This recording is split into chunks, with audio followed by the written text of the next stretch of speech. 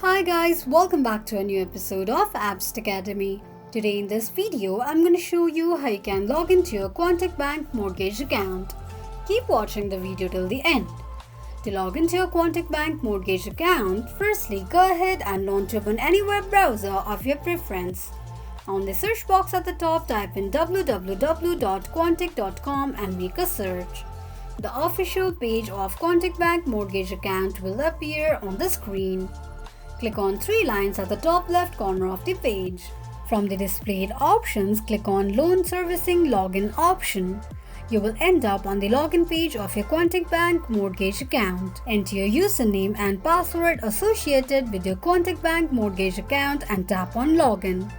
Click on an eye icon to check if you have entered your password correctly or not. In case if you don't remember your username or password, click on the link that says Forgot Username or Forgot Password option. This is how you can log into your Quontic bank mortgage account quickly and easily just in few steps. If you have any thoughts or queries, let us know in the comments section. Don't forget to subscribe to our channel. Also press the notification bell icon so that YouTube will notify you whenever we post a new video.